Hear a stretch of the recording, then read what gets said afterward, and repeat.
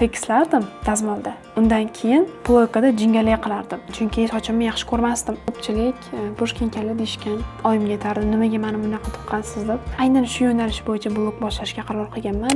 Hammaga salom. YouTube kanalimga xush kelibsizlar. Meni birinchi marta ko'rayotgan bo'lsangiz, keling tanishib olamiz.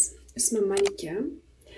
Instagramda Malik Curly nickname bilan blog yuritaman. YouTube kanalimni 2025-yil yuritishni boshlagandim. Bir ikkita videolar olgandim, undan keyin tashlab qo'ydim ba'zi bir sabablarga ko'ra. 26-yil boshida esa yana o'zimga maqsad qo'ydim. Qiziqarli kontentlar qilishga harakat qilaman. O'zi ham zo'r self presentation bo'ldi. Yo'l-yo'lakay tanishib olamiz. Bugun men sizlarga o'zimni soch o'qidim ko'rsatmoqchiman. O'zi anchadan beri menimcha o'tgan yili YouTube'ga shunaqa video qilaman deb qo'yuvdim. Va'dam ustidan chiqmasam bo'lmaydi. Sochinglar jingalak bo'lmasa ham sinab ko'ringlar, balki tekis sochda ham qanaqadir to'lqinchalar o'xshab qolishi mumkin. No, ukladkani lekin обязательно sinab ko'ring agar sochingiz jingalak bo'lsa, chunki men o'rgatayotgan usul bo'yicha qizlar qilib ko'rishganida juda ham chiroyli natijalarni o'zligi sira ko'rishdi. Albatta bittada emas, davomiy qilib borsangiz, natija ham davomiy gullab yashaydi. Bunaqada boshladik. Ko'p gap eshakka yuk. Всё. Eshigimni ochib qo'ydim. Havo juda ham issiq. Ham hozir sochimni qilaman, battar isib ketaman. Aytgancha sochim tabiiy, ximiya zavivka, bio zavivka qilinmagan. Mana ko'rib turibsizlar, uxotsiz sochim qurigan. Tak, men asosan qanaqa mahsulotlar ishlataman, shularni ko'rsatib o'taman. Birinchi o'rinda bu Garnierdan shunaqa Nismivashka, bu yuvilmaydigan konditsioner. Imенно sochingizni yuvib chiqqaningizdan keyin sochingizga ishlatishingiz kerak. Bu jingalak soch, tekis soch tanlamaydi. Hamma sochga kerak. Chunki bu ham uhod, ham sochni yumshoq qiladigan narsa. Va buni surtgandan keyin sochni yuvib tashlash kerak emas. Okey, keyingisi bu mus taftdan 5-fiksatsiya уровени. Qiladigan ushlash darajasi eng kuchliligini bildiradi. Uchinchisi bu taftdan gel, bu ham 5-fiksatsiya. Buni sochim ildiziga emas, uzunligiga ishlataman. Ozgina. Mahsulotlarni hozirgi sochimni quruq holatida ishlatmayman, chunki natija men xohlagandek bo'lmaydi. Oddiy so'z yapaman.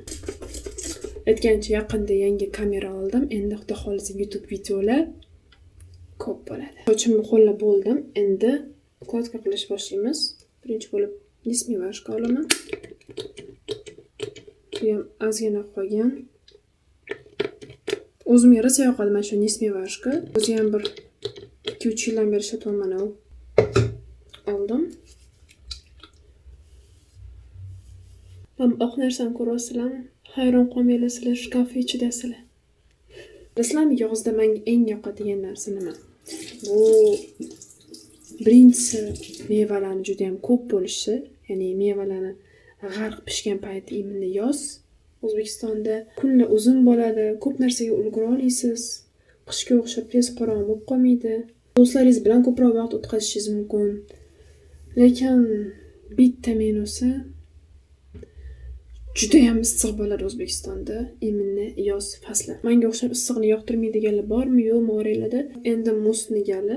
Sochimni uhud qilishni 2023-yil yozda boshlaganman. Oldinlari sochimni bunaqa uhud qilmaganman, doim tekislab yurganman. Chunki oldin qanaqa parvarish qilishni bilmaganman. Telefonim bo'lmagan, bizda ham ko'pchilik bilishmagan jingalak sochni qanaqa uhud qilish kerakligini.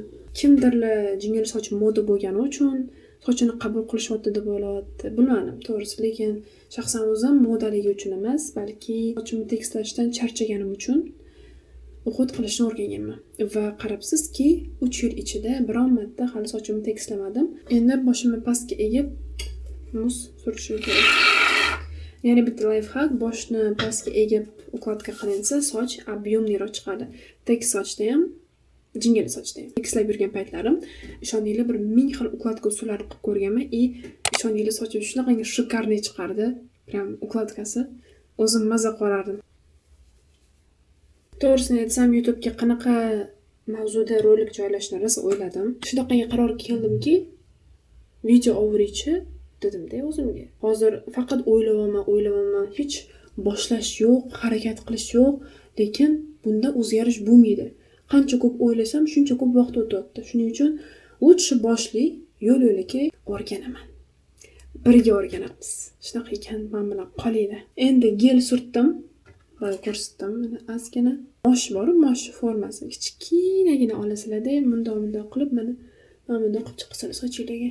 Sochni yopishtirmaydimi degan savol ko'p keladi. Gel immunni yopishtiradi qachonki sochingiz quruq bo'lsa. Agar soch ho'l bo'lsa yopishtirmaydi hech qanaqa. Chunki gel bilan suv birga reaksiyaga kirishib, suyuqroq narsa hosil bo'ladi, lipki emas. Taroq bilan bitta taroq oraman sochimni, чтобы orasida sochlarim ildiziga yopishib qolgan bo'lsa, ajratib beradi. Endi men bunaqa qilib ramka chiqib chiqaman. Tak, sochim ukladkasini qilib oldim. Bunaqa ko'p vaqt olmaydi, juda ham tez. Balkim men o'rganib ketganimgami, men uchun 10 minutlik ish, lekin quritish menda 20 minut. 15 minut 20 minut примерно shunaqa. Birinchi o'zi blogimni boshlaganimda men TikTokda boshlaganman. TikTokda Instagramni baravar olib borganman va mavzuyim mana jingalak soch edi. Jingalak soch bo'yicha o'qit haqida o'zbekcha kontent men imminni boshlaganimda yo'q edi.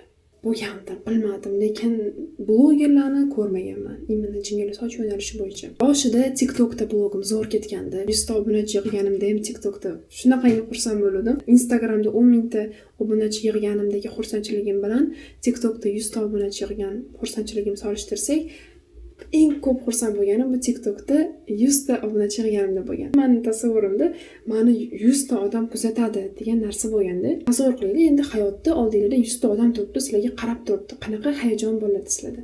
Menda xullas shunaqa hayajon bo'lgan. Ancha-muncha auditoriya meni imminda jingalak soch bo'yicha tanib qolishdi. Lekin yaqin kunlarda, mana shu примерно mart oxiri, aprel boshida men blogim yo'nalishini sekin o'zgartirdim, lekin bitta xatoyim bo'ldi, auditoriyani ogohlantirmaganim, chunki meni qanchadir foiz auditoriyam jingalak soch kontent bo'yicha kelishgan, lekin men katta challenge boshladim, koreys tili bilan shug'ullanaman dedim, Koreyaga ketmoqchiman dedimda, hech kim tushunmadimi, bilmadim. Ko'p отпискаlar bo'ldi. Sal xafa bo'ldim, lekin yaxshilikka bu ham, chunki men o'zingiz yoqtirmagan insonga hate yozgandan ko'ra 1000 marta отписка qilib o'zingizga to'g'ri keladigan blogerni kuzatganingiz 1000 marta yaxshiroq, ham vaqtingizni tejab qolasiz. Shunaqa ekan, ko'ngilni cho'ktirmaymiz. Undan ham zo'r auditoriya meni kutib turibdi-da. Balki u siz bo'larsiz. Instagramimga o'tsangiz, batafsil videolarimni ko'rib bilsangiz bo'ladi, qanaqa yo'nalishda kontent olib borayotganimni. YouTube'da faqat koreys tili, Koreya bo'yicha bo'lmaydi, aralashib bo'ladi. Vlog, lifestyle asosan, meni o'zimning shaxsiy fikrlarim haqida bo'ladi. Tak, lokatsiyani o'zgartirdik. Mikrofon yoqdim, chunki atrofim shovqin. Umid qilamanki, ovozim yaxshi eshitilyapti. Endi sochimni quritishda men diffuzordan foydalanaman. Diffuzor bu nasatka. Bu fen bilan birga olinmagan, alohida menga sovg'a qilishgan nasatkani o'zini. Fenni o'zi обычный menimcha hammaning uyida topiladigan fen, oddiy. Bundaqa qizil liniyasi bor. Shunaqa, endi sochimni quritib, men yana oldingizga qaytaman va suhbatimizni davom ettiramiz. Xo'p, men sochimni quritib bo'ldim. Shunaqa объемный chiqdi ukladkam. Quritish texnikamni ko'rsatmadim. Nimaga? Chunki men bu haqida ko'p videolar qilganman va quritish usulim unaqa antiqa emas. Shunchaki boshimni pastga egib, to qurigunicha fen bilan quritaman bo'ldi. Fendan keyin 100% soch quriydi-ku, undan keyin sochingizni mana bunday qilib jamka chiqib yuborasiz. Soch qattiqdan bunaqa yumshoq, pishniy bo'lib chiqadi. 100% sochim qurimagan, chunki to'g'risini aytsam 100% quritishiga sabrim yetmadi. Havo o'zi yaxshi, qolgan qismi havoda qurib yoradi. To'g'ri, bu video 100% texnikadan iborat video bo'lmadi, lekin maksimalni foydali bo'ldi degan umiddaman. Sochingizni ukladka qilishni boshlagan bo'lsangiz, parvarishlamoqchi bo'lsangiz, bitta eslatma aytib qo'yaman sizga oldindan. Bittada zo'r natija kutmang. Nimaga? Agar sochingizni oldin tekislagan bo'lsangiz, keratin, dazmol, qanaqadir bloykalar ishlatgan bo'lsangiz, soch kuygan hisoblanadi. Kuygan sochda esa natija ko'rish qiyinroq. Sochingiz jalka bo'lsa, uzunligi kesmasdan davomiy o'qit qilib boring. Kuygan sochda ham qanaqadir natija qilsa bo'ladi, lekin sog'lom sochchalik bo'lmaydi. Sochingiz jalka bo'lmasa, sochingiz juda ham uzun bo'lsa, anchadan beri kalta soch xohlayotgan bo'lsangiz, kestirib tashlang. Kuygan qismini aynan kesib tashlang. Sog'lomi qolsin. Avot sog'lomida natijaga erishish tezroq bo'ladi, chem kuygan sochga qaraganda. Men aytmoqchimanki, kuygan sochda vaqt sarflab hafsalangiz pir bo'lgandan ko'ra kesib tashlang, kuygan qismini va sog'lom qismida o'xot qilishda davom eting. Bu videoim jingali soch haqida bo'lgani uchun bir ikkita narsalar haqida aytib bermoqchiman. Maktab paytida men sochimni tekislaganman dedim, chunki sochimni yaxshi ko'rmasdim. Qabul qilmagandim. Qanaqa o'xot qilishni bilmasdim. Kechqurun tekislagan sochim ertalab tursam to'lqinli bo'lib turardi. Menga bu yoqmasdi. Eng qizig'i, bu hech o'ylamagan ekanman o'sha payt. Sochim jingali. Tekislamayman, yana jingali qilaman. O'sha sochimni ukladka qilsam, o'zim tabiiy sochimni, men xohlayotgan natijadan ko'ra zo'rroq jingali chiqadi sochimdan, lekin o'shani bilmaganman. Oyimga aytardim, nimaga meni bunaqa tuqqansiz deb. Lekin yaxshi ham shunaqa tuqqan ekanlar deyman hozir. Blogim uchun emas, bilmadim nimaga. Asosan to'g'risini aytsam, menga o'zim sochim juda ham yoqadi. Hozirgi sog'lom, jingali holati va issiq bo'ladimi, sovuq bo'ladimi, ba'zida ukladkasi o'xshamaydimi. Men uchun bu qanaqadir katta muammo emas-da. Nimadir yechim qilsam bo'ladi. Sochim bilan o'rtoq bo'lib qolganman. Oddiy qilib aytganda. Ancha ko'p vaqtim ketgan, ma'lumot qidirib topib, o'zimni yo'nalishimni topolgunimcha, imенно soch ukladkasi bo'yicha. Undan keyin bo'lsa, ancha ma'lumotga ega bo'lganimdan keyin, imенно soch yo'nalishi bo'yicha kurslarda o'qiganimdan keyin, har xil konsultatsiyalar olganimdan keyin qanaqadir bilimim, tajribam bo'lgani uchun aynan shu yo'nalish bo'yicha blog boshlashga qaror qilganman va afsuslanmayman. O'zbekistonda yo'q, hali beri hech kim qilmagan yo'nalish bo'yicha blog boshlaganimdan men to'g'risi faxrlanaman. Maktab paytlari, sochimni tekislab yurgan paytlarim, sochimni yoqtirmagan paytlarim, meni ham ko'pchilik bushkinkalli deyishgan va sochim qanaqadir yig'ilganda ham, o'rilganda ham tekis sochlarnikidek akkuratniy bo'lib turmasdi, qanaqadir pushniy bo'lib chiqib ketib, antennalar chiqib, xullas, nefrski bo'lgandi. Asosan dumaloq qilib yurganman orqaga sochimni.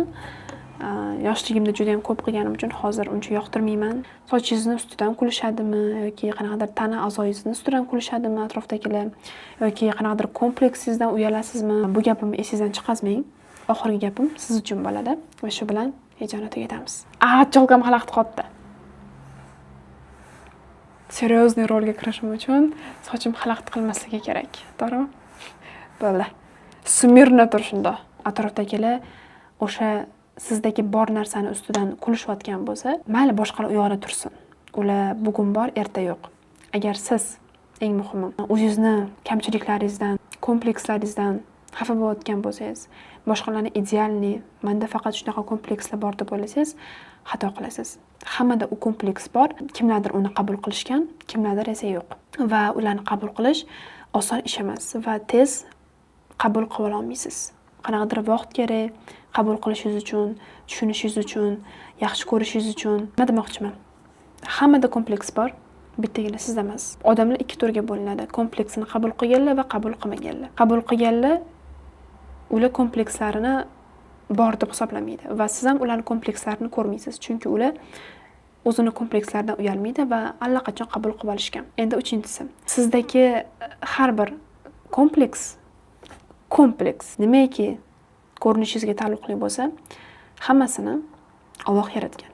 Shunaqa ekan, agar siz o'zingizni komplekslaringizdan, kamchiliklaringizdan uyalsangiz, kompleks deb qabul qilsangiz, Alloh bergan ne'matni, Alloh bergan go'zallikni, siz Allohni qilgan ishiga shubhalangandek bo'lasiz. Hech kimni sizni unijat qilishga, yerga urishga, mensimaslikka haqqi yo'q. Qolganlarni haqqi yo'q ekanmi? O'zingizni ham, o'zingizni komplekslaringizdan uyalishga, ularni kamchilik deyishga, kompleks deyishga haqqingiz yo'q. Umringizning oxirigacha oldingizda eng ko'p bo'ladigan inson bu o'zingiz bo'lasiz. Shunaqa ekan, o'zingizni asrang, komplekslaringizni qabul qiling, o'zingizni sevishni boshlang va davom eting. Va menga obuna bo'lib, kuzatishda davom eting. Tomosha uchun rahmat. Umid qilamanki, zeriktirib qo'ymadim. Xudo xolisa eng zo'r, chotki, modki, giper modki kontentlar oldinda.